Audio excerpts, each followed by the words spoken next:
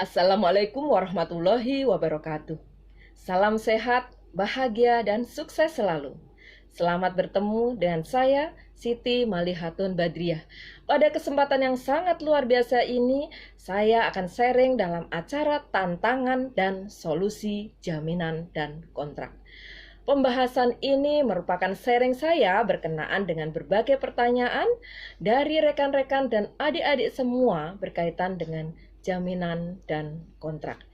Inilah yang kemudian memberikan inspirasi yang sangat luar biasa kepada saya untuk membahas berkaitan dengan jaminan dan kontrak tersebut dalam permasalahan-permasalahan dan problematika tertentu mengenai jaminan dan kontrak ini.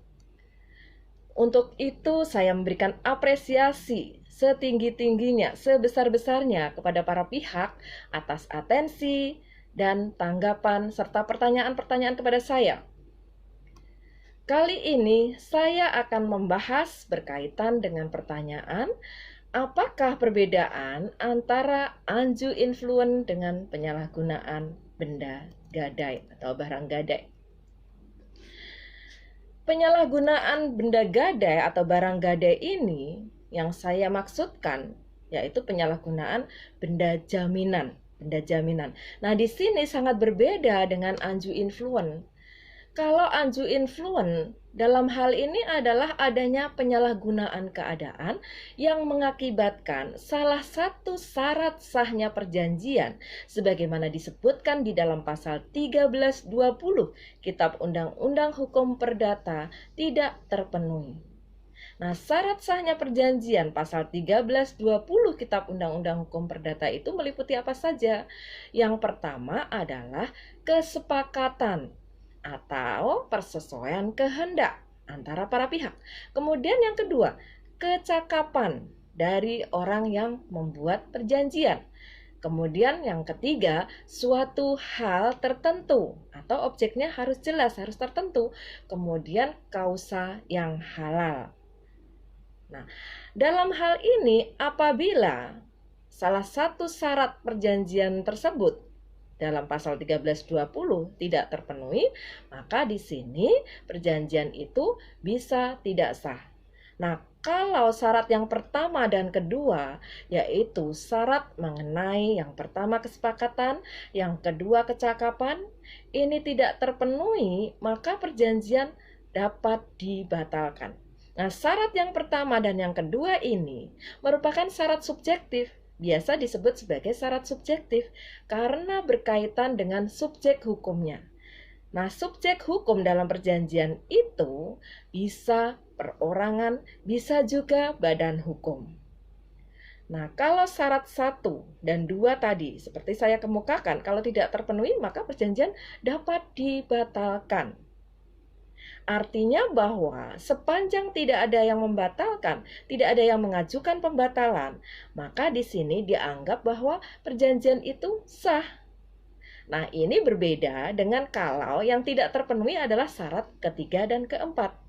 Syarat yang ketiga dan keempat tadi, yaitu syarat mengenai suatu hal tertentu atau objeknya tertentu dan kausa yang halal.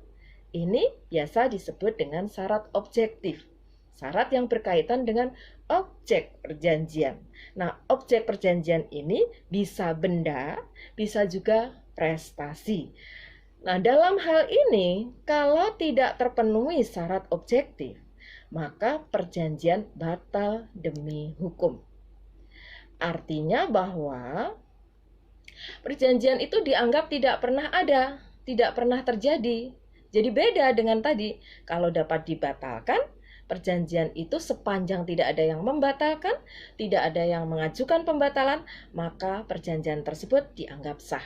Nah, ini kalau dapat dibatalkan. Tapi kalau batal demi hukum, maka secara otomatis atau demi hukum, perjanjian itu dianggap tidak pernah terjadi. Nah, itulah kenapa undue influence itu berbeda dengan penyalahgunaan benda gadai.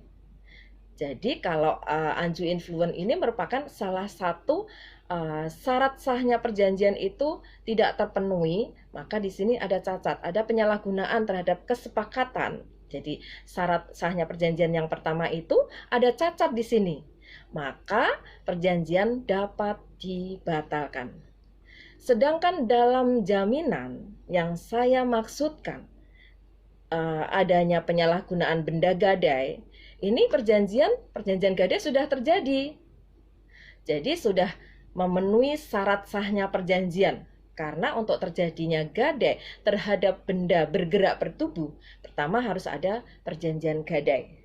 Nah, dalam hal ini untuk sahnya harus memenuhi syarat sahnya perjanjian. Nah, ini sudah terpenuhi. Kemudian harus ada penyerahan benda gadai dari pemberi gadai kepada pemegang gadai.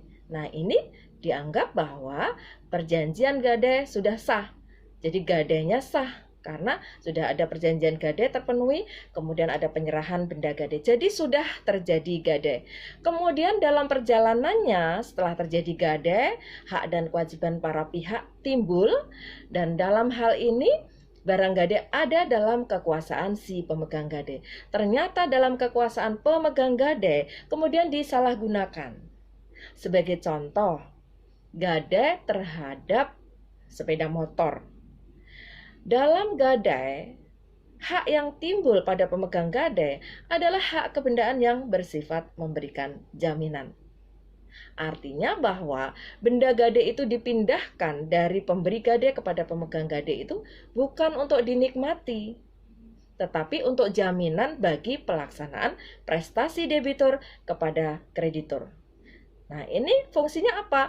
Nanti suatu saat jika debitur prestasi, maka bisa dilakukan eksekusi terhadap benda gadai tersebut. Jadi bukan untuk memberikan kenikmatan, bukan hak kebendaan yang bersifat memberikan kenikmatan. Sehingga tidak memberikan hak kepada pemegang hak gadai untuk menikmati bendanya, untuk menggunakan bendanya. Kalau misalnya kemudian benda gadai tadi kemudian disalahgunakan, digunakan untuk keperluan sehari-hari misalnya, untuk bekerja, untuk belajar, dan sebagainya, maka ini tidak boleh, sudah terjadi penyalahgunaan benda gadai. Nah, inilah penyalahgunaan benda gadai. Jadi berbeda sekali dengan undue influence. Nah, kalau terjadi penyalahgunaan benda gadai, maka gadai hapus. Ya, jadi tadi sudah terjadi gadai. Kemudian ada penyalahgunaan. Maka di sini hapuslah gadai tersebut atau berakhir. Nah, itulah perbedaan pokok antara undue influence dengan penyalahgunaan benda gadai. Demikian yang bisa saya sampaikan pada kesempatan yang sangat luar biasa pada sore hari ini.